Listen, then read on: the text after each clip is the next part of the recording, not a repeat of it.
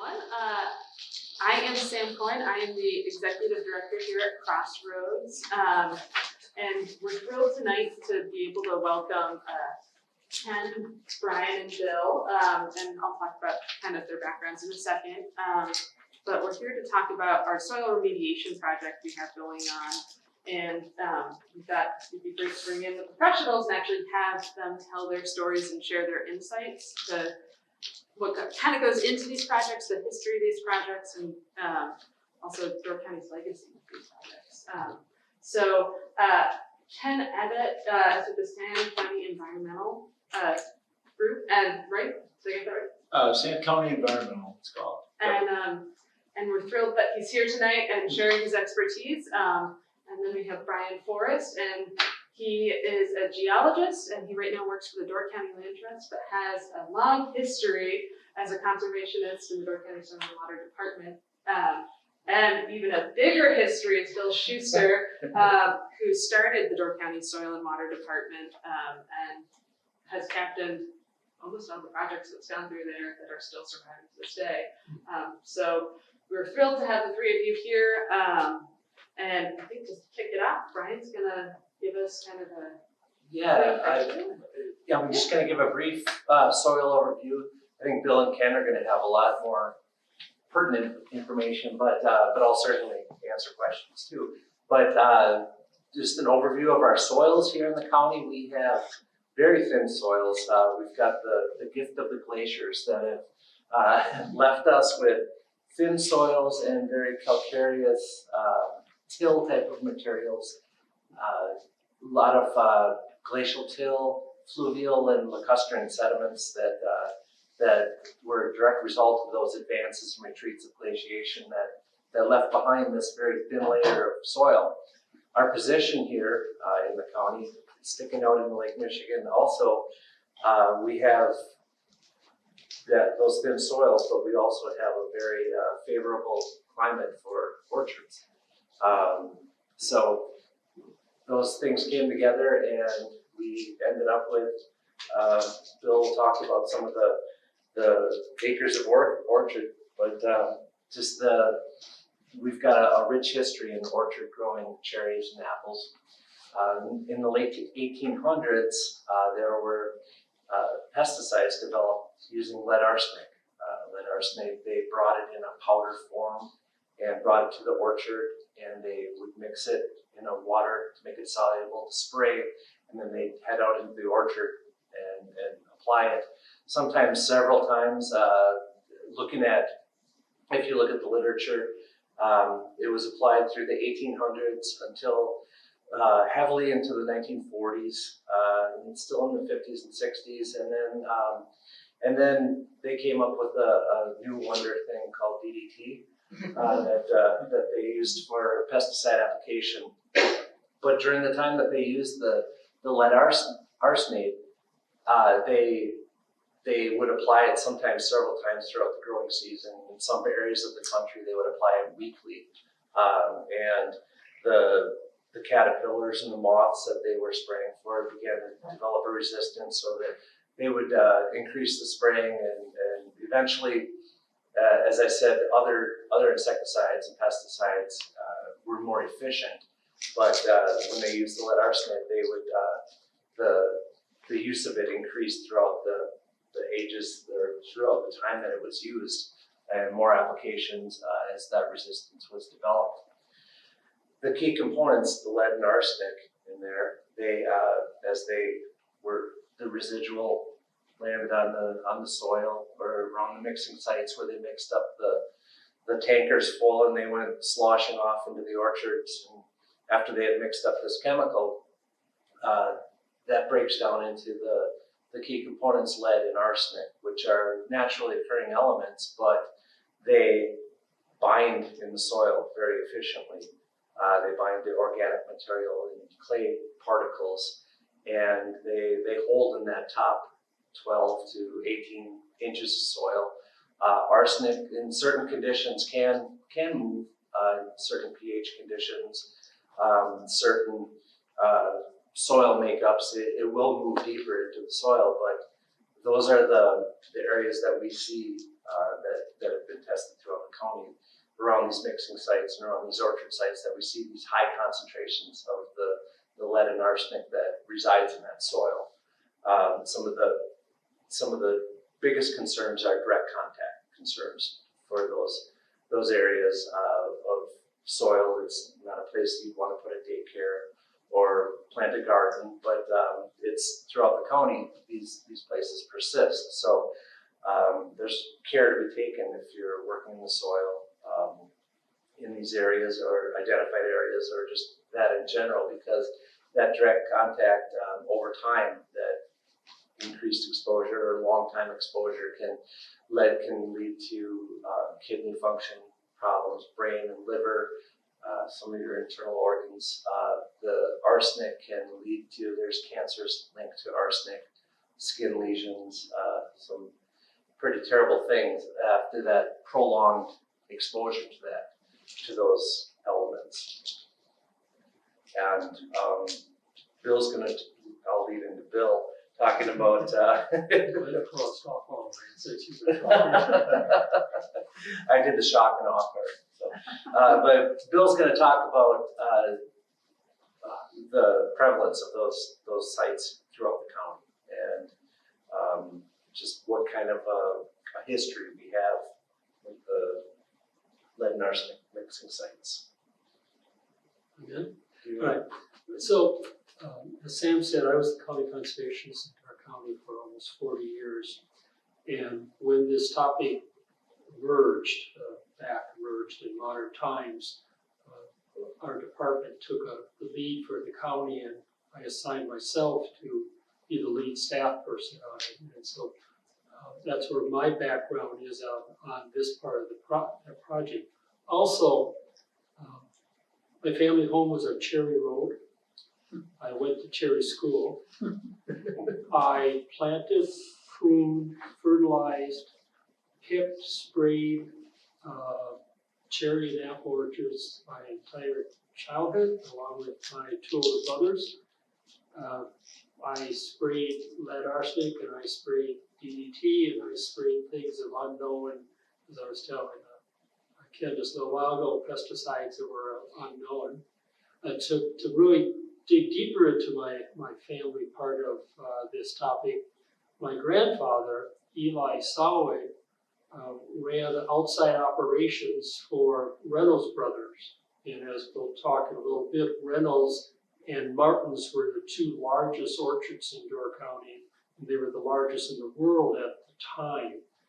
And my grandfather ran outside operations for Reynolds, including their fleet of tractors and mixing sites and lead arsenic and such. And a little bit on that's going to come back to connecting even into modern times, where his grandson was working on cleaning up a site that he was responsible for the contamination. So I bleed cherry juice at times. So this is a topic that is close. So as Brian talked, we had the peak of the cherry industry in the county was from the 40s to the 60s, and in the 60s it was going down pretty quick, largely because of lack of labor and human health restrictions on picker camps. They were being shut down because of water quality and sanitary conditions.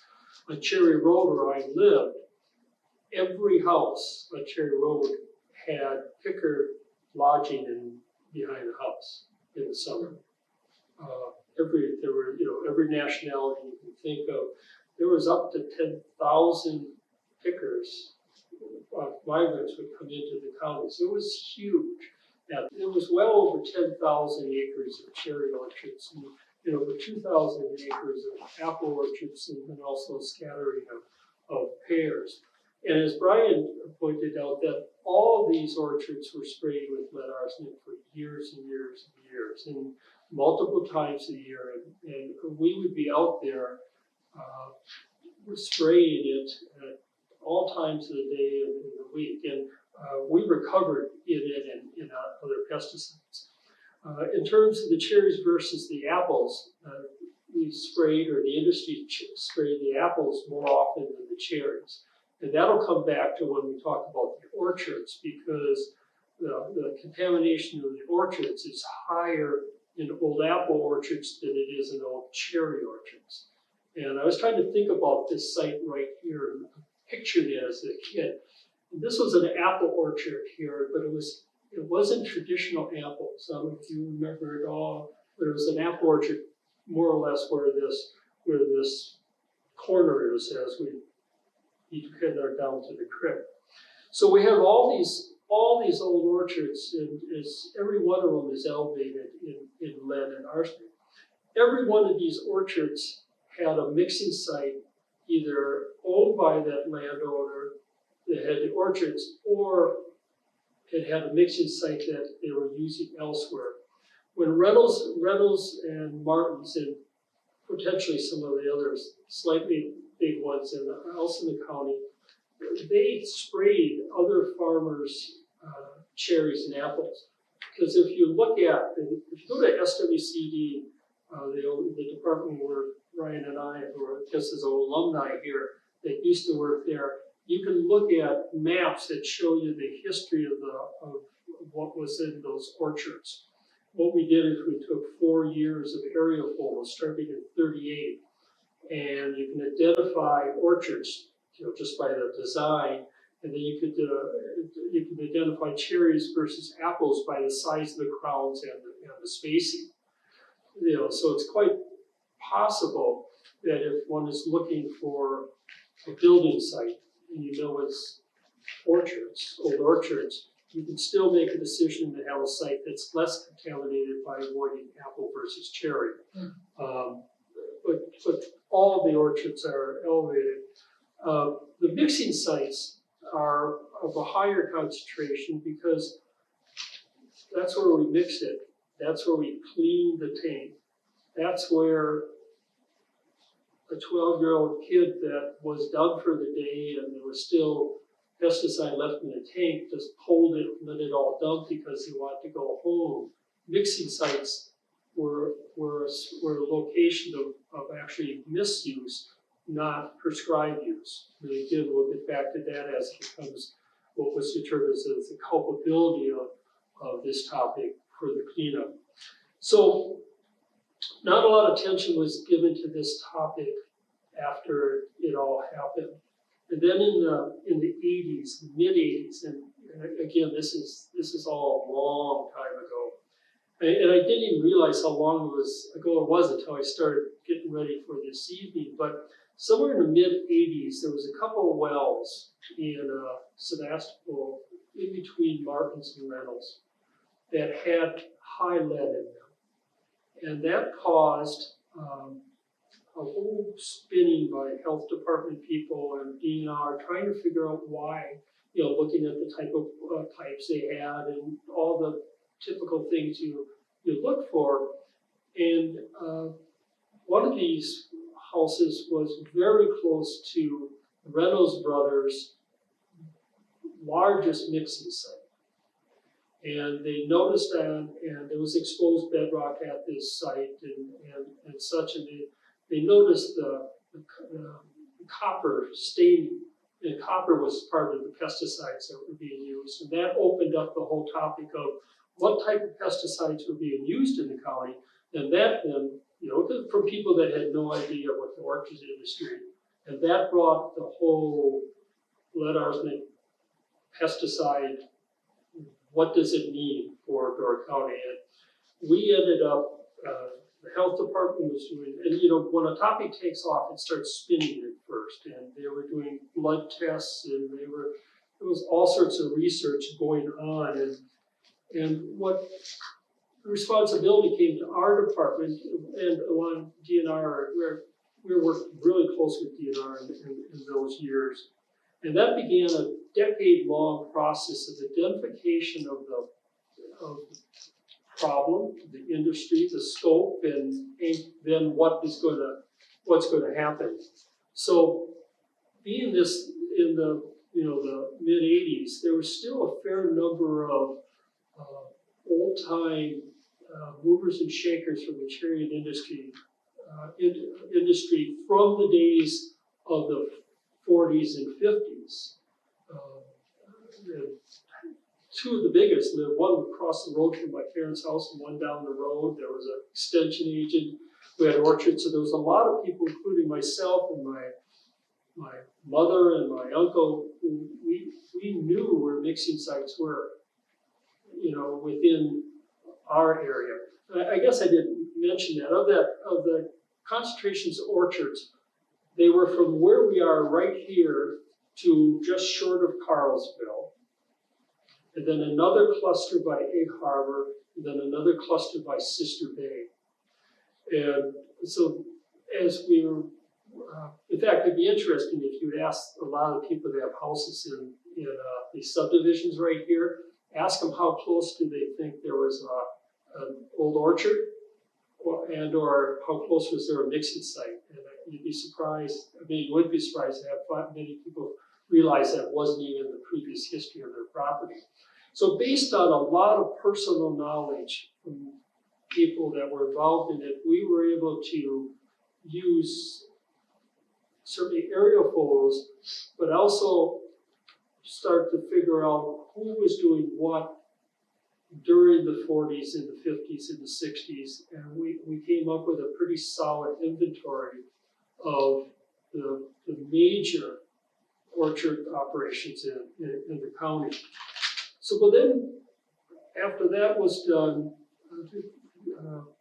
DNR hired a consulting firm, RMT, and their first responsibility was to go to the sites that we had identified, and we had identified I think it was well over 40 mixing sites, but for various budget reasons and such, they were given the responsibility of, I think, doing just over 30 sites, mapping them, surveying them, and doing soil samples. Then through a process which is always, a decision had to be made, what was the health concern for and I think Ken will be getting on a little bit on that, or what to do on this site. But this is early on, and there was what was the health concern at these mixing sites? Was it because of groundwater? Were we concerned about people touching it? What were we concerned with? And there was a lot of push and shoving going on there between all the agencies, as always. But a decision was made that 500 parts per million of lead and 100 parts per million of arsenic were direct contact health concerns. So RMT's contract, I don't know if it was extended or whatever happened, but they then were created the cleanup plans. They delineated where that line of 500 and 100 was. And then the county of Door, our department, signed a contract with DNR, and we proceeded to go out there and clean up. And then now another cut happened. It was the largest 24 sites that we had the responsibility to clean up. So we went to these sites, and I was at every single one of them, and we used highway equipment, county highway department equipment, and we excavated not only to that line of 500, 100, but I made the decision that, based on my belief in how accurate we are on soil testing and such, we went to the next grid line. So we actually went one grid line beyond the 500, 100 line, just because I was young and foolish and thought I could get away with things. And so we excavated 12 inches and or to bedrock. And as Brian mentioned, the climate and the warm and the soils and such, almost all the orchards in Door County are on the western side, where the soils are lighter and the growing season is longer. It's also where the shallowest soils are in the entire county. If you look at a General Soil Association map of Door County, you will see, and overlay it with the orchards, you're gonna see a real match of our shallowest, most groundwater threatening situations in the orchard industry. And that's just because the climate was right. So then we did that excavation of all these sites and brought in clean soil. We actually did landscaping. We purchased trees and we brought trees in. As this was happening, there was the question of culpability. Who's going to pay for this? Because there has to be somebody guilty when something happens, right? So there was the big debate on culpability. And remember, we have mixing sites and we have orchards. So what it came down to at that time was that because it was a legal pesticide and it was being prescribed by the UW Extension, the county agent, or the experimental farm, or whatever, because it was being prescribed and it was legal, that those who sprayed orchards and owned orchards were not legally culpable for damages. The mixing sites were a different one. The mixing sites were looked at as being misuse of a prescribed pesticide. So those landowners were considered at fault and responsible for the financial cost of the cleanup. And then there was a group in between, which were people who purchased land that had a mixing site, and the determination to be made was, did they know or should have known? They lived down the road, they bought this site, should they have known there was a mixing site? And this is all the attorneys coming up with that. The state was willing to help pay for the cleanup of those who were not culpable. And then we went to the county board at that time and so really rather quickly got funding, and the county helped pay for cleanup of those landowners who were found culpable. And that was quite a few of them, because they were the owners of those orchards and those mixing sites. So all the sites were cleaned up and hauled away as you're going to do for Crossroads. Two of the sites were so bad they were found to be hazardous waste sites. They were the one site at Reynolds that I was talking about, their biggest site, and then the site Martin's Orchards, which their second by their second factory. Martin's had two factories, and that's the one you and I were talking that you did clean up near. Those were, and I'm not a chemist, I'm a geologist and a woodworker. Apparently, at least in those days, determination of hazardous waste is they used a leach test, and they take the soil samples and leach water through it, and depending on how much came through, that determined whether it was hazardous waste.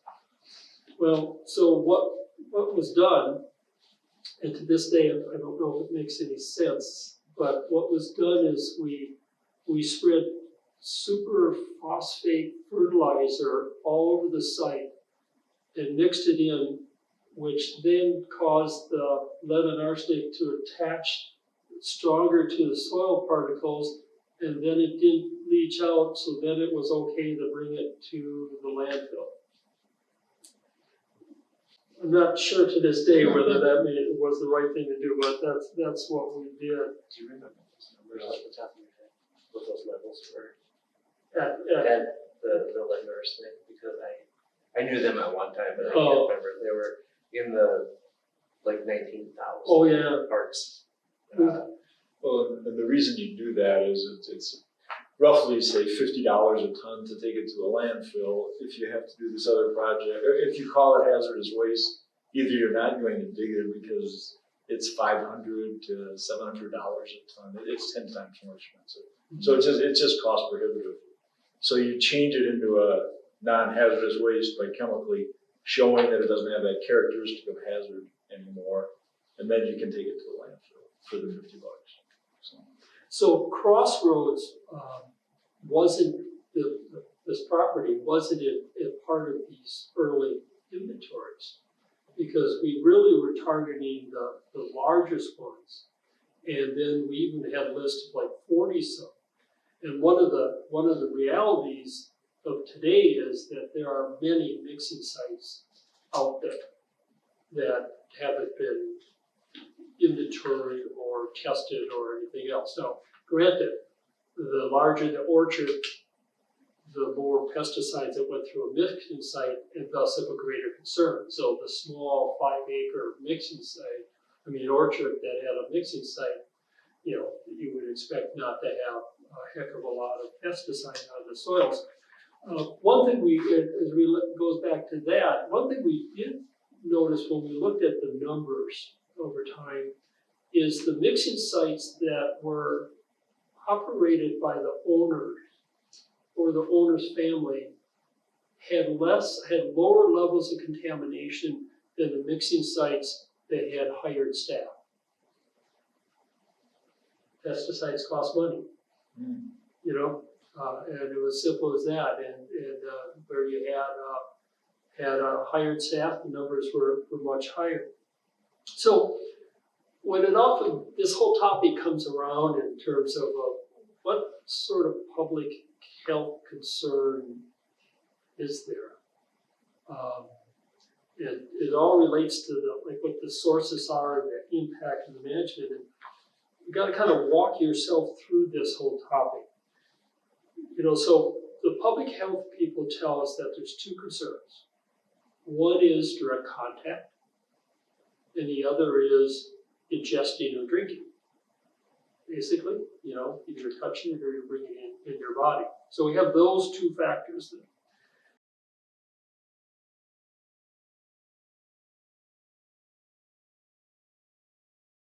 Knowing that there is a push for technology for all of our records to be pushed into an internet platform. Maybe the internet's going to die in 25 years and it's going to be something that we don't know yet. So that makes it kind of hard, but there is always, for any organization, for the sake of records, you're always trying to modernize and stay current. And unless we go through a technology blackout, it's only going to get better, right? So even the finite data that we're getting, our phones and our GPS capabilities of being out there. Your phone has an immense amount of ability to have that data, and GIS there's for nonprofits, free platforms that you can use. So you'll have that information readily available always, unless again, the internet dies. I think we just asked the question as the challenge for the organization. This is something you're going to have to. I think we've talked a little bit too, just on the day-to-day thing of having it be an educational tool, having signage or having some acknowledgement that this is out there. We should keep it in future staff's mind. We're also going to be we're looking at conservation protection, just to have it no build areas, so that we would then delineate where future development could happen, and that would be one way to actually when the school transferred some property to us, part of that transfer doesn't allow for building on portions of the property. But it's a very good question, because we all live right now, we think it's all, we can remember it, and 20 years from now. I kind of like your idea, like an Amber Alert going off on your phone when you cross the line where And there's pretty you're in the handy 200 zone. is if you're out in the field, like any technology, it's shocking how much better it gets year after year. And I know Brian's seen me go through iterations we've been in the county for staff going out to the field. There are iterations that you can make, and it's very accessible, and technology is amazing and also terrifying, because you go, what happens if it goes down? That prospect I don't have an answer for, but technology is always getting better and it's cheaper. And so even if it's not an Amber Alert, but just even being able to have it on your phones for people who are land managers, so being able to make those decisions, that data, it's kind of a cool time to be in the fields of science, to say a lot of the work won't be forgotten because it's there. it can build and it's really accessible. Also terrifying because that means people can modify and break it, but pluses and minuses. Yeah. Stop now. Yeah. Pluses and minuses. Stop. Well, that's all I have. I have one more question. I just wondered if Bill could talk a little bit about when you were first looking into this in the county and approaching these landowners and former, orchardists. Did you have pushback from Well, people? we had a number of public meetings. I can remember one we had at Sebastopol school, and it was ugly. But I've been in a lot of ugly meetings, but every time and through my career, I had the opportunity to regulate industries that had never been regulated. The mining industry, the farming industry, just so it was challenging, and I also I knew a lot of these people too. I worked on a lot of their orchards, but and also I have to even think about it. I can just remember who stood up so long ago, but they pointed out that we all were covered with this stuff, so how could it be bad for us? But it was an unregulated topic that all of a sudden you're bringing in, and that's challenging as could be. The good news is that while many people may not realize it, a lot of times this county government in Door County has been more open to conservation and environmental protection than most any other county board in the state. There's some exceptions of some more of the urban counties, but it's so many of these things that our department did, including this work, would have never happened in other counties in those years. So we're lucky that we have a political system that has supported environmental and conservation work. You didn't fire me.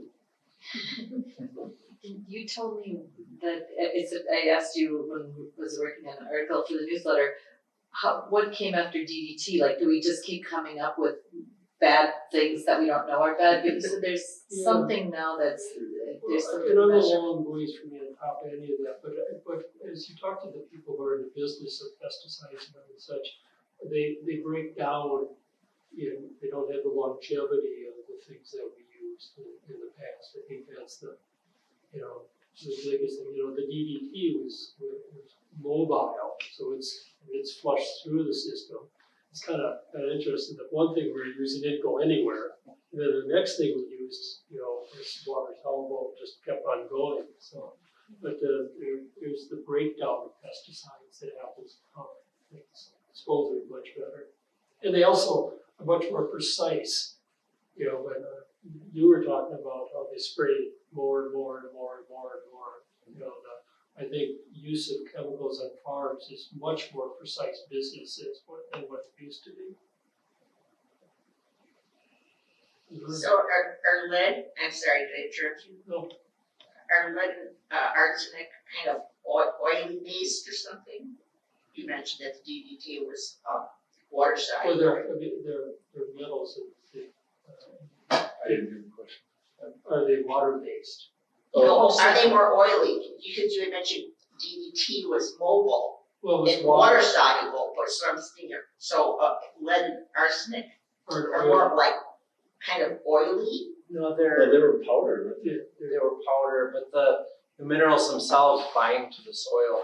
So it's the chemical connection. the compounds that are created when they bind to the soil. Has anyone discovered, is there anything good about them and that's why they occur naturally? Are they in your daily vitamins? I don't know. I don't know either, but it's, I'm just wondering, actually, it's something about it good. They kill bugs. Exactly. They kill bugs. And then I wondered about you look pretty healthy, you've had a whole life of exposure and stuff, and particularly when you were young, so I guess I'm kind of wondering, people could say, well, look at you, what's the problem? Well, I'm 69, so I've made it this far, even though I sprayed pesticides, so. But you don't have any major health problems from that exposure? It makes you tall and bald.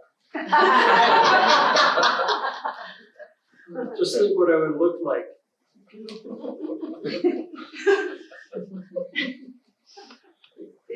Is there a map? Well, you're talking about you can go online and you kind of see the overlays of where the orchards were. In fact, when my husband and I were looking at land to buy 5 years ago, we discovered that, and we saw, it was specifically saying, this was an orchard, this was an orchard. So we asked our real estate person, we said, why are they doing this? Why are they showing where the orchards were? And she told us about the arsenic and lead. So, and that definitely was something that we kept in mind when we finally settled on the property. Our property has apple trees. We were worried about the cherries, so I don't know if I could share this information with my husband. But like where we put our garden, we have a vegetable garden, and we don't have any little kids or anything. And it is, we don't have. We have one area in the back where it was definitely cleared, and there's apple trees, but then the junipers had all grown up. But what did we do? We cut the junipers out, and now it's just this lovely little area. We have some apple trees growing on there, which we're not going to spray. But is there a map of where the mixing sites are specifically? Yes.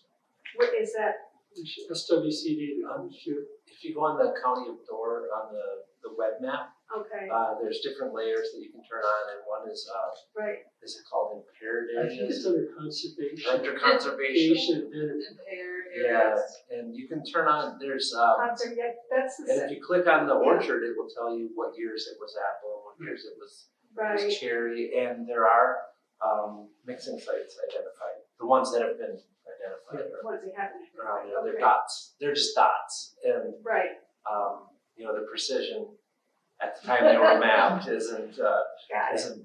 But the you technology that we you can always go into the SWCD and look at the The filers. the Mylars. Yeah. No, I mean RFPs. Oh yeah. The data. What's the site?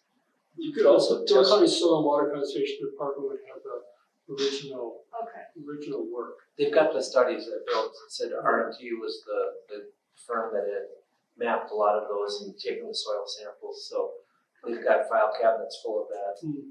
It's in the government center. got it. Okay, thank you. I don't know how big your garden is, but you could also do some soil samples and just run them. It's not that expensive to test. Okay. Metals or, I don't know, you could probably get a good sample for $20, $30. So.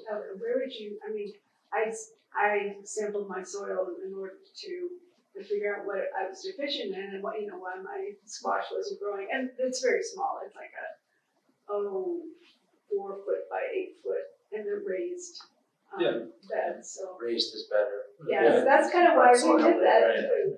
Yeah. Yeah, but would you find the soil testing for lead and arsenic just at the Tractor Supply? There's a lab called PACE, which is the one we used for this. It's in Green Bay. Okay. PACE Analytical Laboratory, PACE. Okay, thank you. At the government center too, you can check with UW Extension. Okay. They have soil sample means to get you lined up with the state lab or other labs that are. We have done water testing through And what you want is a little less than arrows in your results.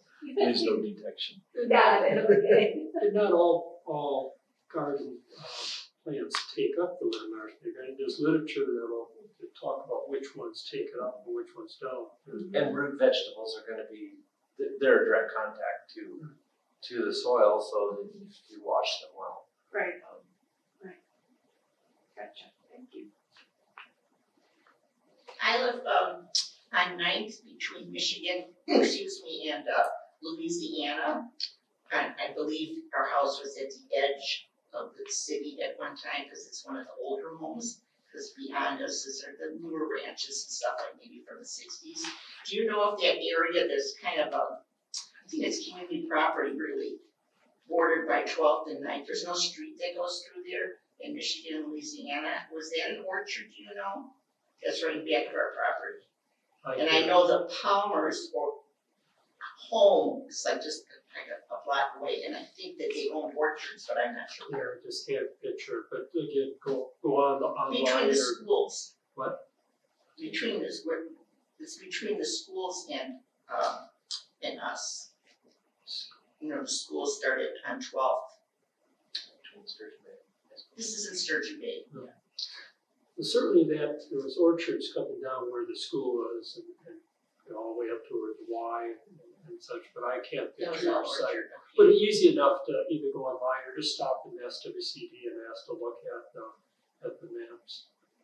But it's not gonna harm you, if you got a lawn and unless you're eating the soil or mixing the soil or kids are playing in it, that tend to get a lot of soil or the wrong veggies or something.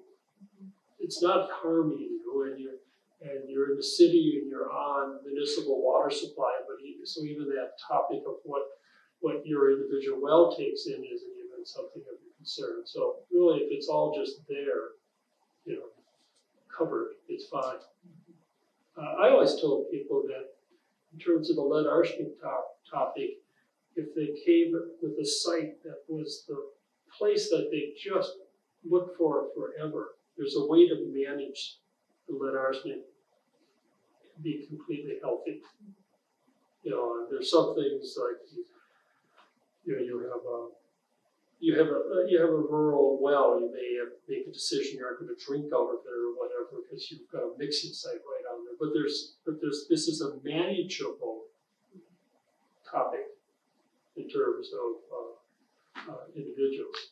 To me, the bigger question always is the person who doesn't know what they have. And how are they? If they don't know what they have, how are they to be expected to manage it in a safe fashion?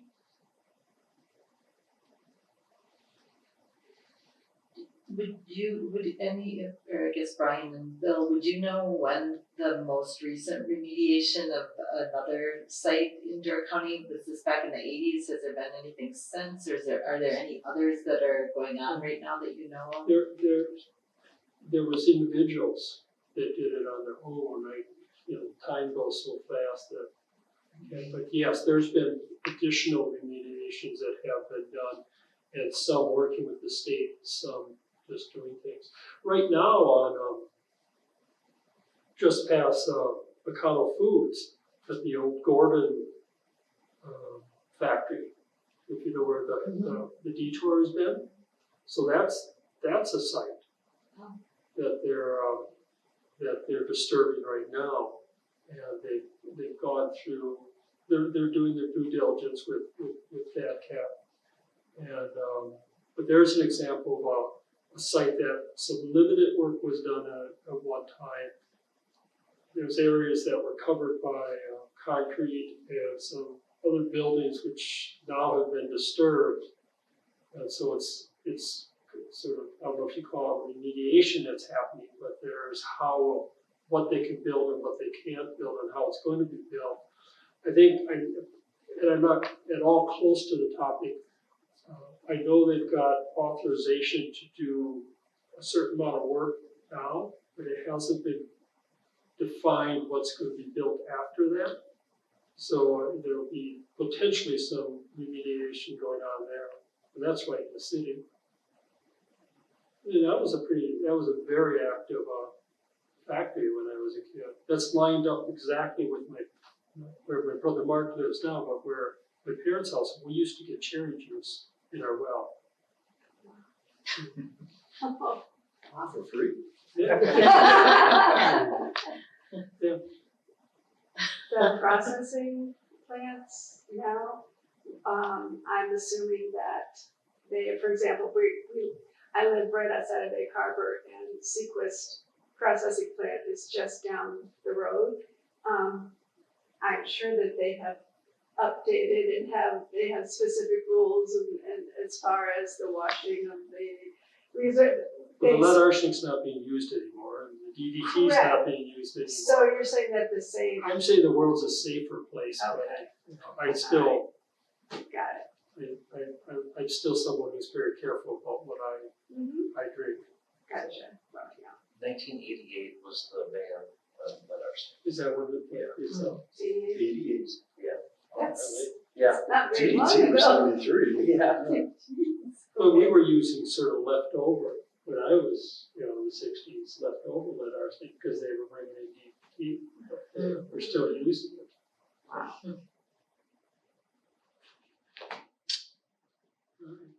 This is excellent, thank you very much for